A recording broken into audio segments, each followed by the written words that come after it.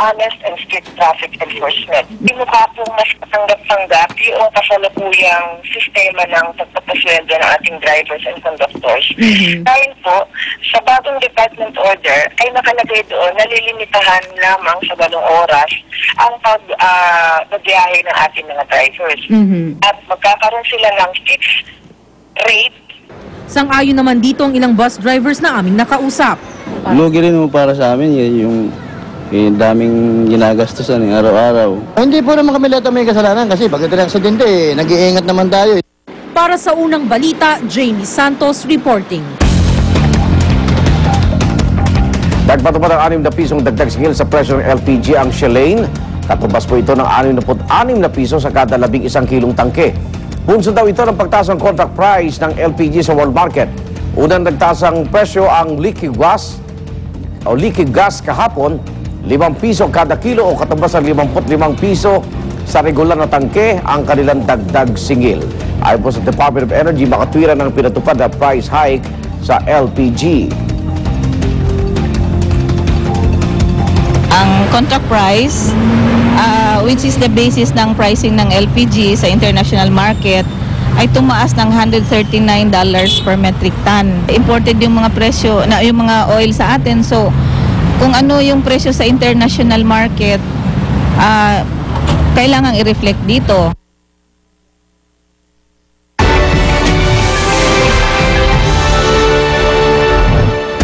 73 ang patay habang daan-daan ang sugatan sa kaguluhan sa isang football match sa Egypt. Sumiklab ang riot sa pagitan ng mga taga-suporta ng magkalabang koponan matapos ang laro. Ayon sa ulat, bigla na lang sinugod ng fans ng nanalong team ang mga taga-suporta ng natalong grupo. Nagkahabulan, nagbatuhan at nagsuntukan ang mga sangkot sa riot. Dahil dito ay pinatigil ang isa pang football match sa hiwalay na lugar. Pero ikinagalit ito ng mga manonood. Sinunog nila ang ilang bahagi ng football stadium. Isa umanong marijuana farmhouse na diskubre sa isang residential area sa Bronx, New York. Nadiskubre sa 5 palapag na gusali ang daan-daang tanim na marijuana at 600 kilo ng cannabis. Ayon sa mga pulis, 2 buwan na nilang minamanmanan ang farmhouse matapos umanong makatanggap ng reklamo sa isang residente roon. 3 lalaking konektado umano sa farmhouse ang inaresto ng mga pulis. Sa taya ng mga pulis, nasa $250,000 o katumbas na mahigit sa 10.5 million pesos ang kinikita nito kada buwan. May tiwala pa rin daw si Pangulong Noynoy Aquino kay Presidential Advisor on Political Affairs Ronald Llamas na nakuna ng larawan na bumibili umano ng pirated DVD sa isang mall sa Quezon City. Sa kabila nito, posible pa rin daw mapatawan ng parusa ang kalihim. Narito ang report ni Chino Gaston. Naging kontrobersyal ang litratong ito ni Presidential Advisor on Political Affairs Ronald Llamas na bumibili umano ng pirated DVD sa isang mall sa Quezon City kamakailan. Kaya ang Optical Media Board o OMB nagsagawa ng inspeksyon sa isang mall sa Mandaluyong City. Mga bakanting DVD display stand at mga saradong tindahan na lang ang nadatnan ng OMB. Sunod na pinuntahan ng grupong isang mall sa Makati na kadalasang nare-raid noon dahil sa talamak na bentahan ng pirated DVDs. Pero malinis na rin ang lugar. Nakausap na natin mga leaders, kagaya po ng kapatid natin dito. Hindi naman to operation alis eh.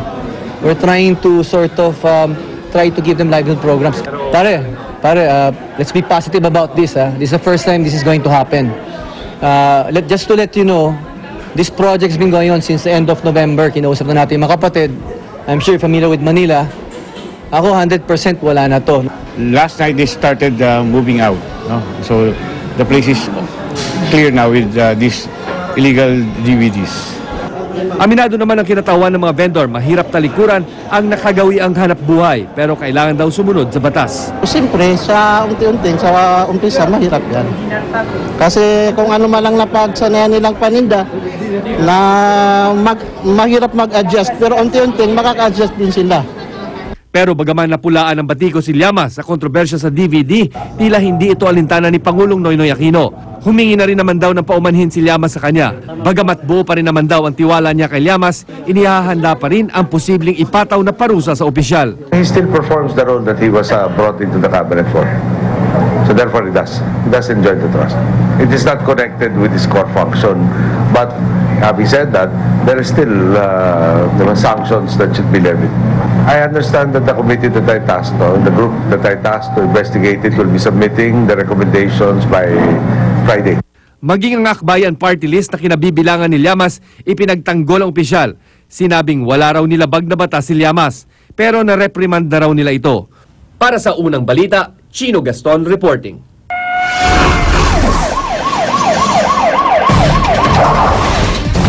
Nagkabarilan ng mga pulis at dalawang hinihinalang carjacker sa Taytay, Rizal.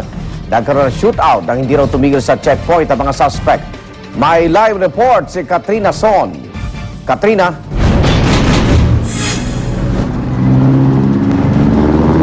Igan patay sa engkwentro ang dalawang hinihinalang carjackers nang hindi sila tumigil sa itinalagang checkpoint dito sa Barangay San Juan, Taytay, Rizal. Pinapatigil ng mga pulis ang mga sospek sa checkpoint sa kanto ng Manila East Road at Velasquez Street bandang 2:00 ng madaling araw dahil naplakahan daw ng mga pulis na ang gamit nilang motor ay isa sa mga nai-report na nawawala. Di raw tumigil ang mga sospek kaya napilitan ng mga pulis na habulin sila. Pinaputukan naman daw ng mga sospek ang mga pulis na humahabol sa kanila kaya nagkaroon ng shootout. Sa paghupa ng putukan, patay ang dalawang sospek. Nakumpiska sa mga sospek ang dalawang kalibre 38 na baril at 9 na basyo ng bala. Positibo naman na itinuro ng biktima na si Randy Espiritu, ang isa sa mga sospek na siyang nagnakaw umano sa kanyang motor. Pumunta raw ang sospek na si Jake Buenaventura sa kanilang bahay para makipagkwentuhan kahapon ng madaling araw. Nakalingat lamang raw siya ay wala na ang kanyang motor at ang sospek. Buong araw hinahanap ng biktima ang kanyang motor. Nai-report din